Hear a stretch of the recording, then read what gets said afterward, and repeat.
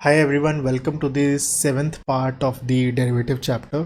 तो आज हम कुछ एडिशनल टॉपिक्स के बारे में बात करेंगे एंड आर्बिट्राज के बारे में बात करेंगे।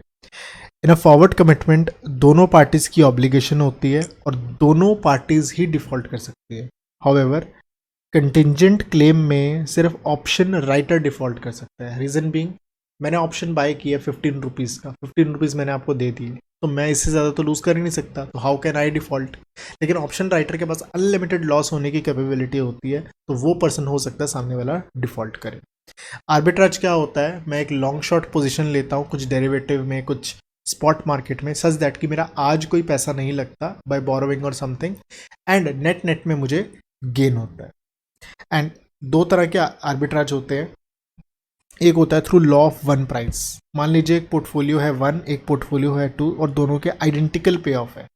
मतलब कि या तो 600 और 300 आएंगे, या तो 600 और 300 आएंगे। तो अगर एक दो पर्टिकुलर एसेट्स के अगर सेम पे ऑफ है तो दोनों के प्राइसेस भी सेम होने चाहिए ना, राइट। तो अगर प्राइसेस अलग है तो आर्बिट्राज है। कैसे? सस्ते वाला ले लो, महंगे वाला बेच दो। तो लास्ट में जाके अगर इससे 600 मिले, मान लेते हैं आपने इसको बाय किया और इसको सेल किया, इसको बाय किया और इसको सेल किया, लास्ट में जाके दोनों के दोनों 600 पे बंद हुए, तो उस केस में क्या होगा? नेट नेट में ज़ीरो। आपने नेट नेट में लास्ट में जाके मान लो दोनों के दोनों 300 पे बंद हुए, तो नेट नेट में ज़ीरो। What is this?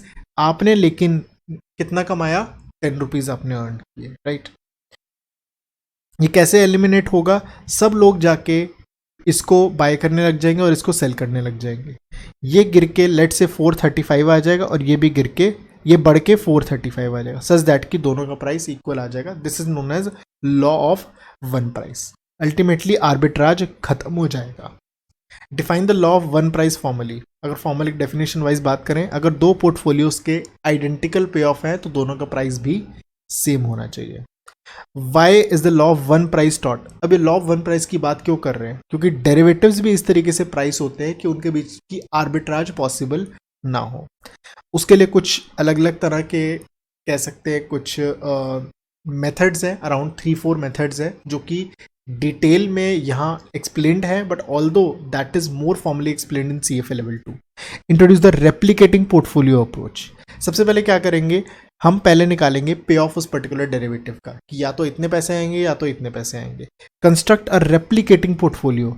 मैं एक ऐसा पोर्टफोलियो बनाऊंगा जो उसके जैसा मुझे पे ऑफ देने की कोशिश करेगा, और जो वो कॉस्ट एक दूसरे एसेट बनाने की लगेगी और जो कॉस्ट इस डेरिवेटिव की होनी चाहिए, दोनों की सेम होनी चाहिए, और सेम नहीं होगी तो there will be an arbitrage. Example देखते हैं। Find out 1 year forward price if RF is equal to 6% and stock price is equal to 1400। तो पे ऑफ क्या होगा F प्लस का? ऑल्दो ये जो मैं एक्सप्लेनेशन बता रहा हूँ, दिस इज समथिंग जो कि एग्जाम पॉइंट ऑफ व्यू से बिल्कुल भी इंपॉर्टेंट नहीं है, जस्ट एक अंडरस्टैंडिंग है। और लास्ट में कंक्लूजन है जो आपको पता होना चाहिए। कंक्लूजन क्या कहता है? Future price is equal to spot into 1 plus RF to the party. ये तो हमें पता ही था। तो this is the conclusion that you need to remember, right. इसमें जो भी आगे एक्सप्लेनेशन है, this is not something you need to remember और learn, just the conclusion is important है। आगे हम बात करते हैं रिस्क फ्री पोर्टफोलियो अप्रोच। मान लेते हैं दो रिस्की पोर्टफोलियो है जिनके पे ऑफ अनसर्टेन है। एक P1 है, एक P2 है। एक का 600-300 आना है, एक में 700,000 आना है। एक काम करते हैं, अगर मैं दोनों में इन्वेस्ट कर दूं तो मुझे कितने मिलेंगे? 600 plus 700 that is 1300 and 300 plus 1000 that is 1300। दो रिस्की एसेट्स को जोड़ के अगर मैं पे ऑफ सर्टेन कर दूं, उस केस में मुझे रिटर्न RF जितनी मिलनी चाहिए। मुझे कंफर्म 1300 रुपये मिलेंगे ही मिलेंगे, ऐसे भी और ऐसे भी। जब कंफर्म इतने पैसे मिलेंगे, उस केस में रिस्क कितना है? 0। तो उस केस में रिटर्न कितनी मिलनी चाहिए? Risk free. अगर रिस्क फ्री से ज़्यादा रिटर्न मिल रही है तो उस एसेट को बाय कर लो, और रिस्क फ्री से कम रिटर्न मिल रही है तो उस एसेट को शॉर्ट कर लो। एज सिंपल एज दैट, ठीक है। तो वही चीज़ मैंने बताई किस तरह से इसमें आर्बिट्राज इन्वॉल्व होगा। आप शॉर्ट सेल कर सकते हैं, बाय कर सकते हैं। Generalise the above discussion. It is possible to construct a risk free portfolio. एक रिस्क फ्री पोर्टफोलियो कैसे बनता है? दो रिस्की एसेट्स को मिला के भी एक रिस्क फ्री पोर्टफोलियो बन सकता है। मिला के का मतलब हो सकता है कि माइनस करके भी हो सकता है, मल्टीप्लाई करके भी हो सकता है, anything can be partially buy half of A plus half of B भी हो सकता है, half of A plus 3 times of B भी हो सकता है। तो कंबाइनिंग का मतलब ये नहीं है, एडिशन की बात सिर्फ हो रही है। Why is this taught? Because हम कंबाइन करके क्या करेंगे, हम एक ऐसा पोर्टफोलियो बनाएंगे जो कि उस डेरिवेटिव से मैच करे। हमने रिस्क फ्री बनाया। अभी यहाँ पे सर ऊपर ऊपर की बातें हो रही है, जो मेन डिस्कशन है इसके बाद स्टार्ट होने वाला है।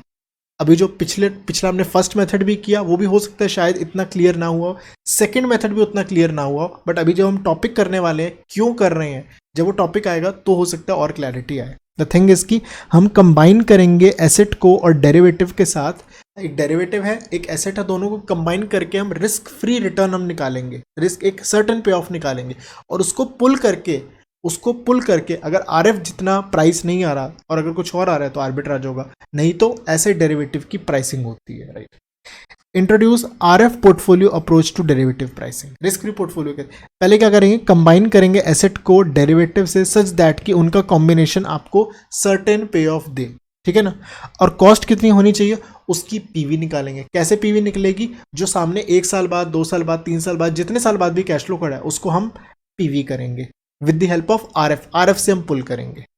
Now back out the price of derivative, इससे हम फिर प्राइस हम निकाल पाएंगे। प्राइस कैसे निकाल पाएंगे आगे हम समझेंगे हाउ।